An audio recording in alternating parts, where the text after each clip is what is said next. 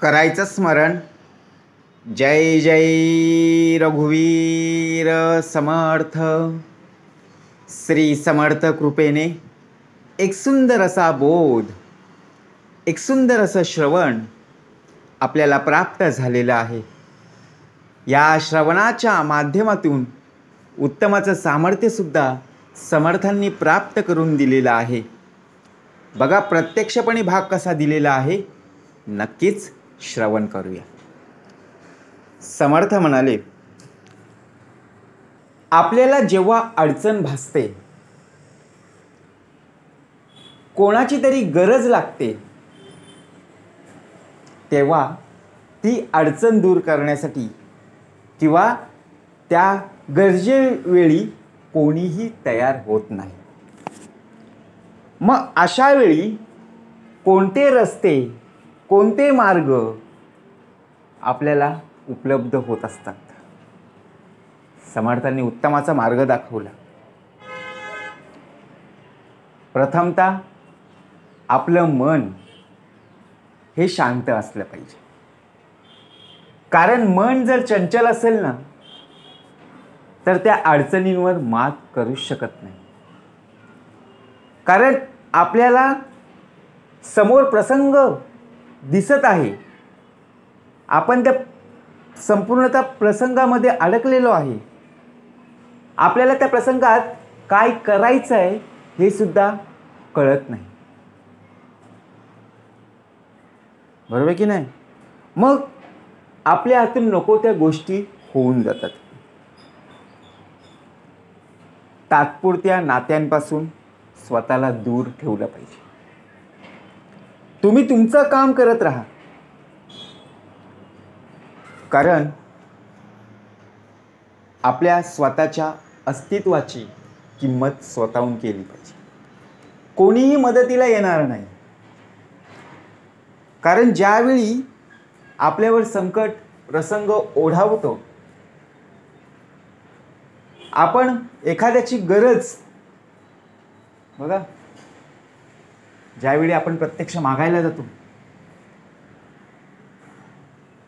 कारण आपल्यावरती संकट कोसळलेलं आहे, परंतु कोणीही हजर राहत नाही.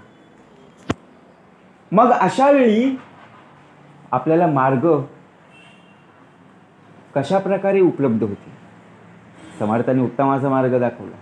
मार्ग सापडे सुगम, न लगे साधन दुर्गम, सायुज्य मुक्तीचे वर्म ठाई पडे.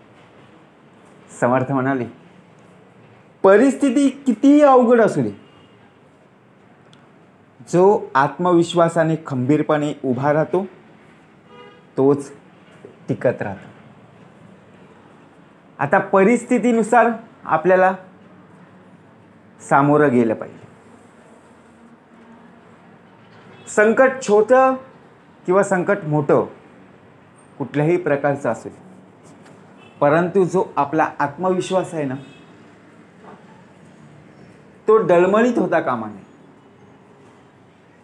आपण जर अजून तळ्यात मळ्यात होत असू तर नक्कीच त्या संकटामध्ये आपण बुडाल्याशिवाय राहणार नाही. म्हणून आपला आत्मविश्वास उत्तमाचा असला पाहिजे. बरोबर की नाही? मग अडचणीतून मार्ग दाखवणारे लोक ज्या प्रकारे, बघा प्रत्यक्षात आपल्याला योग्य मार्ग दाखवणारे कोण आहेत? ज्याप्रमाणे आपले आई वडील. आपण जिथे जिथे चुकत असतो, जिथे जिथे कमी पडतो, तिथे प्रत्यक्षात आपल्याला आई वडिलांचे संस्कार, आई वडिलांची शिकवण आणि सर्वात महत्त्वाचा म्हणजे आपल्याला जो आधार असतो तो म्हणजे आई वडिलांचा. कारण बाप कसाही असला तरी त्याचं असणं खूप गरजेचं असतं. कारण त्यांच्याशिवाय जगणं हे खूप कठीण आहे.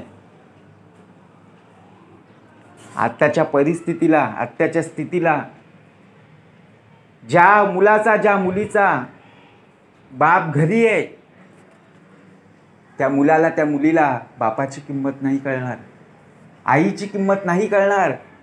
परंतु ज्या मुलीचे ज्या वडील, बघा प्रत्यक्षात मुलाचे वडील किंवा आई या जगातून गेलेले आहेत. खरंच ना. म्हणून आपण या छत्रछायेखाली नक्कीच असलं पाहिजे. प्रत्येक गोष्टीतून आपण शिकलं पाहिजे. आकाशा एवढं विशाल मन करण्याची क्षमता आपल्यामध्ये असली पाहिजे. कोणी एखाद्या वेळी संकटात सापडलं असेल तर आपण मदतीला धावून गेलो पाहिजे. मला काय मिळेल ही अपेक्षा न बाळगता आपण एखाद्याला मदत नक्कीच केली पाहिजे. आयुष्यात सगळ्याच इच्छा पूर्ण होतील असं नाही ना. कारण काही अपूर्ण इच्छा सुद्धा जगण्याची प्रेरणा देत जगत असतो. काही अशा इच्छा असतात त्या अपूर्ण राहतात परंतु जगण्याची प्रेरणा देणारे असतात.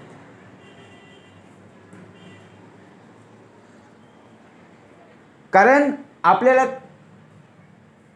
सर्व गोष्टी इच्छेनुसार प्राप्त होत नाही. आपण ज्या घरामध्ये राहत आहोत ते घर आपलं 10x10 असेल, 1 RK असेल, परंतु आपल्याला बंगल्यामध्ये राहायचं आहे, मोठ्या मोठ्या टॉवरमध्ये आपल्याला राहायची इच्छा आहे, परंतु आपली परिस्थिती,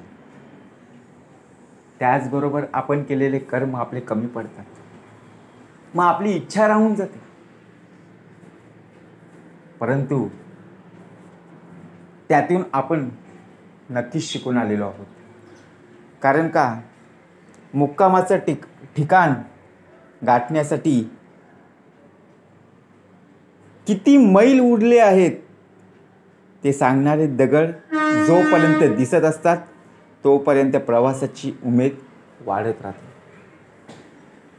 आपण जर पाहायला गेलो, या पृथ्वी तलावर आपण जन्माला आलो, परंतु इथे आपण कायमचं नाही ना. जसं आलेलो आहोत तसं पुन्हा आपण रिटर्न तिकीट काढूनच आलेलो आहोत. म्हणून आयुष्य उत्तम प्रकारे आपल्याला कसं जगता येईल, कितीही अडचण असली तरी त्या अडचणीतून कसा मार्ग आपल्याला प्राप्त होईल. आपला अपमान होऊन सुद्धा आपण त्या व्यक्तीशी स्वतःहून बोलायला जातो. लोक आपला अपमान करत असतात. एखाद्या क्षुल्लक कारणावरून आपलं आणि आपल्या शेजारी असणाऱ्या लोकांचं भांडण होत असतं. परंतु अडचण आली, गरज पडली की आपण त्यांच्या मदतीला धावून जातो किंवा ते आपल्या मदतीला धावून येतात. मग अशा वेळी आपण पाहत नाही की त्या लोकांनी माझा अपमान केला होता किंवा मी त्यांचा अपमान केला होता. ह्यालाच प्रेम म्हणतात ना. गरजेवेळी उपयोगी पडलं. म्हणजेच काय, मार्ग उत्तमाचे आहेत परंतु संगत उत्तमाची असली पाहिजे. आवश्यक तेवढे आपण नम्र राहिले पाहिजे. कारण अनावश्यक नम्रपणा इतरांचा अहंकार वाढवत असतो. कधी कधी प्रेमाचं लहान कृत्यही एखाद्याच्या मनातील सर्वात मोठी जागा होऊ शकते. आता नम्रपणा का असला पाहिजे, आपल्याला शिकवण आहेच ना. आपण जिथे जिथे जाऊ तिथे विवेकसहित गेलं पाहिजे. नम्रपणा का असला पाहिजे, कारण आपल्या शब्दाला आहे ना धार आहे, बरोबर की नाही. शब्द असे लागतात की समोरची व्यक्ती बोलायचीच बंद होते. मग असे शब्द आपले विचारपूर्वक बोलले गेले पाहिजे. विचार करून आपण एखादा शब्द किंवा एखादा वाक्य बोललो तर नक्कीच समोरच्या व्यक्तींचं मन जिंकू. परंतु बोलून गेल्यानंतर विचार करणं या अर्थ उरत नाही. बरोबर की नाही? मग आपल्यावर आलेली अडचण ती व्यक्ती डोळ्याने पाहिल पण आपल्याला कधी मदत करणार नाही. कारण आज घेतलेला कठोर निर्णय बघा, वर्तमान काळात आपण जगत आहोत. आपण निर्णय कठोर घेतले पाहिजेत. निर्णय घेतला त्या निश्चयावर आपण दृढ कायम असलं पाहिजे. कारण निर्णय घेणं आणि त्याबरोबरच त्या निर्णयावर ठाम राहणं हा खरा आत्मविश्वास आहे. कारण बघा, आपण नदीमध्ये तलावामध्ये पाहत असतो,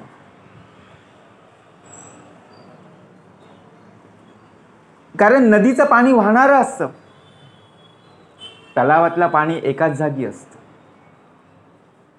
जे वाहणारं पाणी आहे, जसं समुद्राचं पाणी, समुद्रामध्ये कचरा कधी पाहायला मिळतं का? सर्व किनारी पाहायला मिळतो. परंतु तलावातलं पाणी, तलावामध्ये बघा, जिथे पाऊल टाकू तिथे सर्व कचरा असते. मग तसंच आहे साचलेलं पाणी. पावसाचं पाणी जेव्हा येईल तेव्हा ते भरून वयारतं. बरोबर की नाही? मग आपलं मन सुद्धा चंचल न होता एकाच ठिकाणी स्थिर राहिलं पाहिजे. मग आता स्थिर राहील कसं? जा सद्गुरुशी शरण. कारण आपण एखाद्या वेळी बघा, प्रवास करत असताना आपल्याकडे पैसे नसतात, परंतु प्रवास तर करायचा आहे, अडचण आहे. आता कोणाकडे हात पसरायचे, कोणाकडून गरज, कोणाकडून मदत मागायची. परंतु आपल्याला त्या ठिकाणावर पोहोचायचं आहे. मग आपल्याकडे जेव्हा पैसे नसतात तेव्हा आपण तेवढा प्रवास आपण चालत जातो आणि तो प्रवास आपण पूर्ण करतो. कारण का? कारण आपल्याला तो प्रवास किती कठीण परिस्थितीतून जरी जायला लागला तरी शेवटी हार पत्करली नाही. कारण अडचण होती, गरज होती, परंतु मदत करणारं कोणीही नव्हतं. म्हणून आपले कर्म हे उत्तमाचे असले पाहिजे. कोणावर अवलंबून राहू नका. हा देईल तो देईल असं जर आपण करत गेलो तर आपलं आयुष्य अर्ध निघून जाईल. आपण आपल्या कर्मावर उत्तमाचं जेव्हा राहू ना, आणि आपल्याला ज्या ज्या गोष्टींची इच्छा असेल ती इच्छा आपण याच जन्मी पूर्ण केली पाहिजे. जशी मागणी असेल तसा पुरवठा करणारा सद्गुरू साक्षात आहे. फक्त निवेदन ठेवणं गरजेचं आहे. म्हणून समर्थ म्हणाले, आयुष्य हेची रत्नपेटी, माझी भजन रत्ने गोमटी, ईश्वरे अर्पुनिया लुटी, आनंदाची करावी.